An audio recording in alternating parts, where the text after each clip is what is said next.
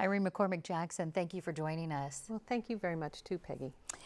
We've heard stories of Filner's misconduct with women dating back more than 20 years when he was a San Diego City councilman. Had you heard about his behavior with women and his staff before you went to work with him in 2012? No, I hadn't heard about it, but what I had heard that he was a difficult boss, that he sometimes got angry and that he would yell and that he was very persnickety and wanted things done a certain way. That's what I heard. I had not heard that he had an issue with women and sexual harassment at all. I know prior to this City Hall job, you were a respected journalist. You also took a $50,000 a year pay cut from your job at the Port Commission to work for Filner. Now, some people were surprised it took you as long as it did for you to come forward. Why did you come forward when you did?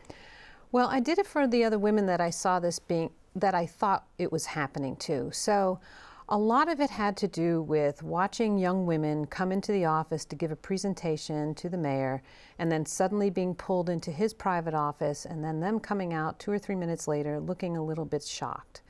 And that was in May and in June, and I just couldn't do it anymore. I said, this is crazy. It's not right. This man, something is wrong with him. He's a predator. He's mean. He's a bully. He needs to stop what he's doing. And I know you've said that this wasn't the only incident. These last two particular women you were talking about was because they were similar to your daughter's age that really got to you. But what was the environment in the office like in general? In general, I think it was very difficult to work there. It was hostile. It was mean-spirited when the mayor was there. But when the mayor wasn't there and it was just the staff working together, we really had a nice rapport with each other. And we made sure that things got done so the city of San Diego could run efficiently. Is that what kept you going? I mean, coming back to you were there.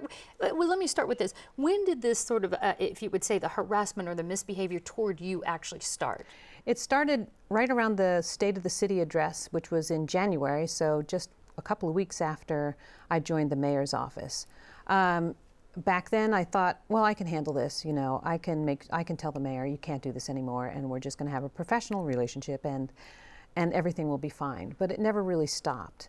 And so for me, I had to do something that made an impact, but I had to do it wisely. I couldn't come out and talk about a very powerful man. He was the mayor of the 8th largest city in the country, and just make an allegation and expect it to go someplace. His power was amazing. He could do anything in that city. He could ruin your career or fire you? I fully expected him to if I did something like that. What about HR? Did you try to go to HR? The mayor of San Diego has power over HR. I mean, he manages HR. So I knew if I called HR, then he would get a phone call that I called HR. So it's in the mayor's office, you work for the mayor. You really don't work for the other departments in the city. Later, I learned that there's another department that you could go to, but even that, if the mayor wanted information, he could get information. So there's really no safe sanctuary when you're working for the mayor of San Diego. Jumping forward, you came out, you were the first woman to come out with your attorney, Gloria Allridge. Were you prepared for the brutal backlash, some might call it, where people were blaming you, they were blaming the other women, and also defending Filner?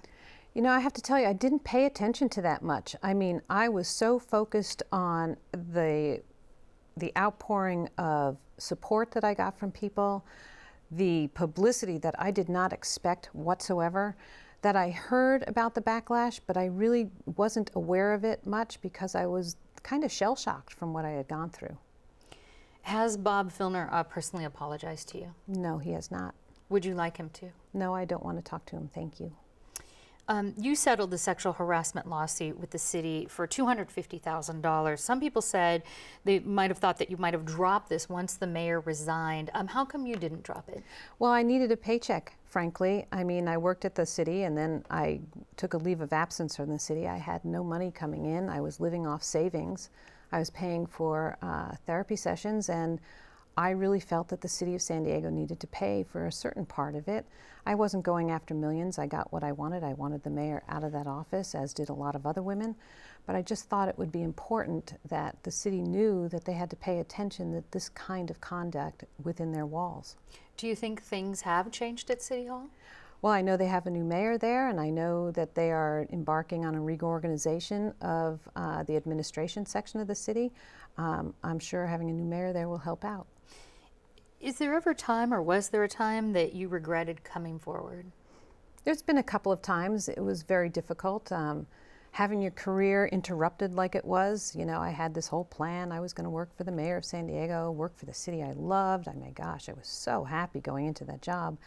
And you know, and then all of a sudden it was like a train fell right off the track. It's like boop. And that was very difficult. But in the long run, no, I have not regretted it. I did it for the other men and women that have issues with people who are very abusive with their power and they can't seem to get out from underneath it. And I hope to help people like that in the future.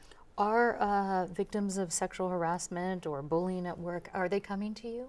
You know, I haven't reached out to folks, but I definitely hope if they need to, that they will. I will give advice. You have to have a really good set of friends around you, family or friends or a group or a pack of people who will support you the whole way. It's not an easy thing to do, and you have to do it wisely. You have to understand that if you poke at somebody who has a lot of power, they tend to slap back. You've, as you mentioned, taken a few months off. Are you writing a book? Yes, everybody asks that question, and yes, I am writing a book. I don't know if it'll ever get published, but writing's in my veins. I've been a writer for years and years and years, so yes, I am writing a book, and I hope to get it published someday. I really hope to help others out by what I write, how I got through what I got through, and how I hope to have made a difference in a few people's lives anyway. All right. Irene McCormack Jackson, thanks again for joining us. Thank you very much, Peggy. I appreciate it.